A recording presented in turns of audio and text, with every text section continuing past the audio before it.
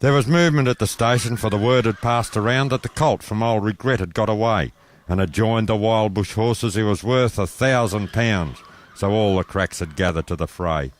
All the tried and noted riders from the stations near and far had mustered at the homestead overnight, for the bushmen love hard riding where the wild bush horses are, and the stock horse snuffs the battle with delight. There was Harrison. He made his pile when Pardon won the cup, the old man with his hair as white as snow, but few could ride beside him when his blood was fairly up. He would go wherever horse or man could go. And Clancy of the Overflow came down to lend a hand. No better horseman ever held the rein, for never a horse could throw him while the saddle girth would stand. He learned to ride while droving on the plains. And one was there, a stripling, on a small and weedy beast. He was something like a racehorse undersize, with a touch of Timor pony, 3 parts thoroughbred at least, and such as are by mountain horsemen prized. He was hard and tough and wiry, just the sort that won't say die, and there was courage in his quick, impatient tread. And he bore the badge of gameness in his bright and fiery eye, and in the proud and lofty carriage of his head. But still, so small and weedy, one would doubt his power to stay, and the old man said, "That horse will never do for a long and tiring gallop, lad. You better stay away. Those hills are far too rough for such as you." So he waited, sad and wistful. Only Clancy stood his friend. "I think we ought to let him come," he said. "I warrant he'll be with us when he's needed in the end, for both his horse and he are mountain bred. He hails from Snowy River up by Kosciuszko side, where the hills are twice as steep and twice as rough.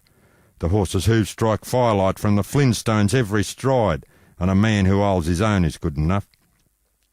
And the Snowy River riders make the mountain side their home, where the river runs those giant hills between. I've seen full many horsemen since I first commenced to roam, but nowhere yet such horsemen have I seen." So he went. They found the horses by the big mimosa clump. They raced away towards the mountain's brow, and the old man gave his orders. "Boys, go at 'em from the jump. There's no use for fancy riding now. And Clancy, you must wheel 'em. Try and wheel 'em from the right. Ride boldly, lad, and never fear the spills, for there never was a rider that could keep the mob in sight if once they found the shelter of those hills." So Clancy rode to wheel 'em. He was riding on the wing where the best and boldest riders take their place, and he raced his stock horse past them, and he made the rangers ring with his stock whip as he met them face to face. Then they halted for a moment as he swung the dreaded lash, but they saw their well-loved mountain full in view, and they charged beneath the stock whip with a sharp and sudden dash, and off into the mountain scrub they flew. And fast the horsemen followed, while the rangers, deep and black, resounded to the echo of their tread, and their stock whips woke the echoes, and they fiercely answered back from the cliffs and crags that beetled overhead. And upward, ever upward, the wild horses made their way, where mountain ash and Currajong grow wide.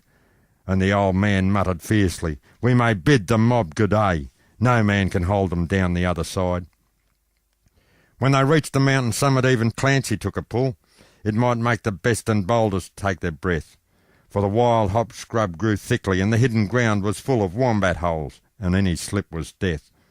But the man from Snowy River let his pony have his head. He swung his stock whip round and he gave a cheer, and he raced him down the mountain like a torrent down its bed, while the others stood and watched in very fear. And he sent the flintstones flying, but the pony kept his feet. He cleared the fallen timber in his stride, and the man from Snowy River never shifted in his seat. It was grand to see a mountain horseman ride. Through the stringy barks and saplings, over rough and broken ground, down the hillside at a racing pace he went, and he never drew the bridle till he landed safe and sound at the bottom of that terrible descent. He was right among the horses as they climbed the farther hill, and the watchers on the mountain standing mute saw him ply his stock whip fiercely. He was right among them still as they raced across the mountain in pursuit.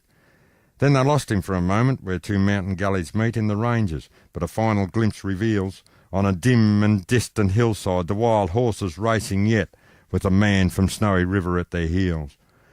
And he raced them single-handed till their sides were white with foam, and he followed like a bloodhound on their tracks, till they halted, cowed and beaten, and he turned their heads for home, and alone and unassisted brought them back. But his hardy mountain pony could scarcely raise a trot. He was blood from hip to shoulder from the spur, but his pluck was still undaunted, and his courage fiery hot, for never was a mountain horse occur.